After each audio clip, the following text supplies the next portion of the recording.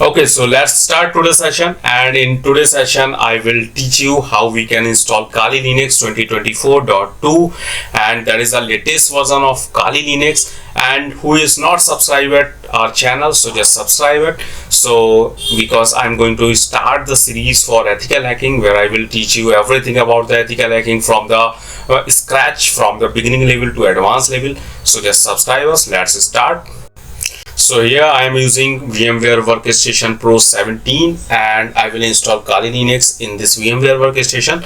So firstly we have to click on this option, create a new virtual machine. So I will click on this option. So just click on that. Now we have two options, typical and custom, means which type of installation I want. So I will click on this typical option. And what is the difference between these two, typical and custom? So if you will select this typical options, only you have to select few options like hard disk size, your virtual machine name, and only few steps you have to select. But if you will select custom options, so all the options you have to select manually. So I will select here this typical option. So just select it. So do next here, and then we have the next option. Here we have to select the ISO image. So here we have this option, install with the ISO image, and if you want to install later, so you can also select that, but I will select this option, image ISO file. Then click on browse. So I have downloaded that Kali Linux. So here in download I have this Kali Linux ISO image. I will select that ISO image file and then click on open, and now it is selected. Now click on next. And here we have to select the guest operating system type. So I will select Linux, and then in version, here Kali Linux is not available, so I will select this other kernel, right? So I will select that option and then next, and here we have to put the name of this virtual machine. So I will put that Kali Linux 2024.2. so let me put that 2024.2. now click on next. Here is the location for that virtual machine, no issue, I will not change that. So click on next.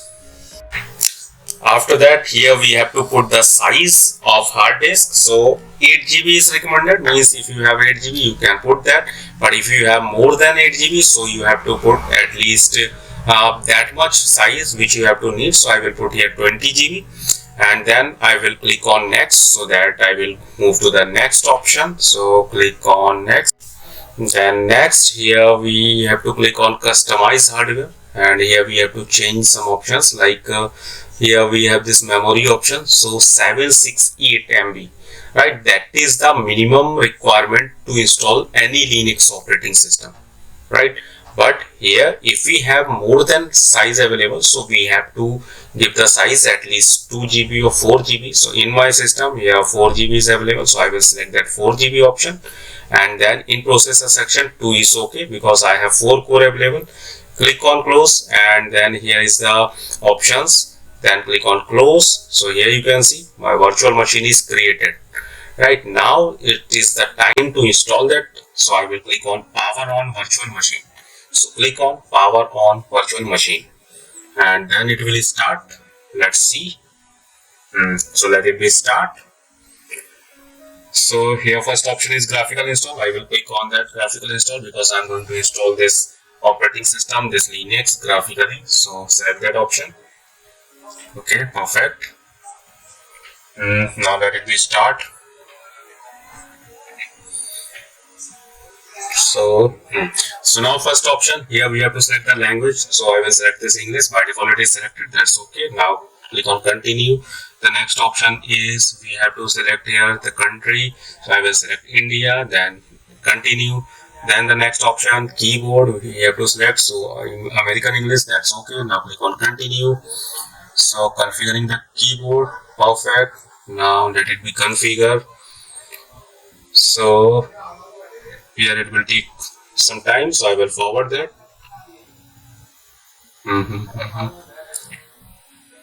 In this video, in some places I will use a fast forward because I don't want that video lengthy. Okay, so here we have to put the host name. So in host name you can put any name, like the default name is Kali, right? And you can change also this name. So I will put here this like ethical and I think that's okay. Now click on continue. Perfect. Domain user, if you have any domain server available in your organization, in your network, you can put that. Otherwise, you have to click on continue. Just leave that blank. So I will click on continue. So after that, the full name of the user. One user at least you have to create here. So I will create this user and then click on continue. Put the password. So I will put password like Reddit. I will put, no issue. Again put the password.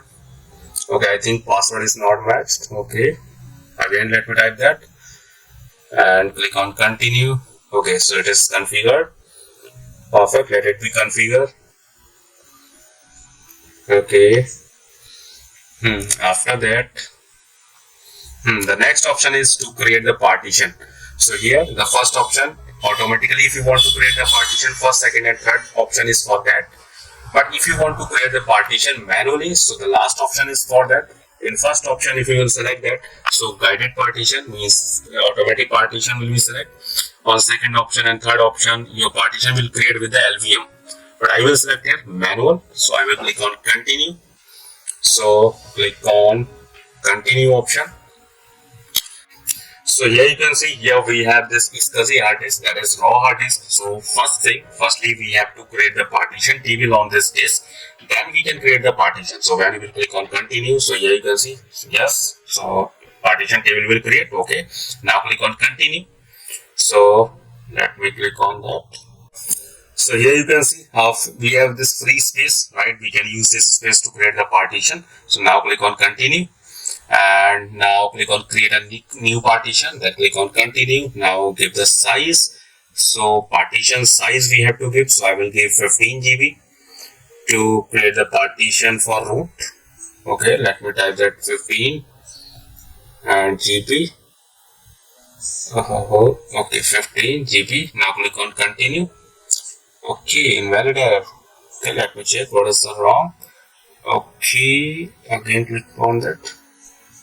Let me type that. So continue. Okay, now click on primary. Now here. Okay, now here you can see this is the root. So we have to create this root partition. And if you don't know how many partition and which partition we have to need to install the Linux, so first partition we have to need root, and root means that is slash. In Linux, slash means the root partition. So slash here means root is used to contain the OS files. And here let me write that. So root is used for OS files, OS file, and the recommended size for that is minimum, we can say 8 GB minimum requirement for that, but you have to give size according to your need. If you have 100 GB free, so according to 100 GB you have to give, because everything you have to save in this. Then the next is /boot, and /boot is used to contain booting files, and the recommended size is 500 MB. And no need to give this more than size 500 MB, because booting files will not increase anyway. Right, so that's okay, 500 MB. The last swap partition we have to recommend. Swap partition means what? That is a page memory, or we can say that is a virtual memory. Right, means when your RAM will not sufficient for any process, that time this type of swap memory will use to contain that pages, to contain that inactive pages. Right, and if you don't know that concept, so my last video you can see there, everything I defined there. So here you can see, okay, twice of RAM we have to need, first thing, and that is the virtual memory. Right, that's all about the partition. So we have to need these three partition. Okay, so first partition is this slash, that's okay. Now click on done setting the partition, the last option, and then click on continue. And then here you can see one partition is created. Now click on free space again, continue, then create a new partition, and then here we have to give the size. So I will give 500 M for the boot, and then click on next, then beginning, and here we have to select the mount point. So click on that. By default it is selected on home, so /home is for the home directory, but I will not select here, so I will select this /boot and then continue. So boot is selected, done setting up the partition, continue, and here the second partition is also created. Now again click on free space then click on continue, and then create a new partition, continue, then give the size. So here twice of the RAM is recommended. I have selected 4 GB, but 4 GB is not available in my case, so I will give this complete size. And in first option here we have to select this first option, right? And here we have to select swipe area, and then click on continue, then click on not continue, then click on done setting up. So it's created, all the partition are created successfully. Now click on continue, and then click on yes, right? And then continue. So it will create the partition. So here it will take some time, so I will fast forward this video because it will take around 10 to 15 minutes. So let me fast forward that. After that, here we have the next option. Here we have to select the desktop environment. So by default, all the desktop environment is selected. But if you want more desktop environment, so Genome and KD also available here, you can also select that. But we don't have to need more than that because we have this XFC. So that is enough for this Kali Linux if you want to use that graphically. So I will not select any other option. That option I will click on continue. So now it will start to install. Let it be install. Okay, so it is installed. Perfect.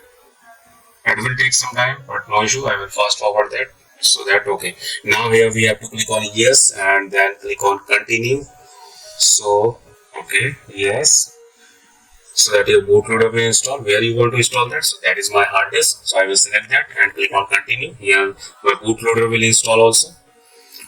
So it is installing almost. Okay, perfect. After installing, I will show you the first look of that. So click on continue here. It is finished. Perfect.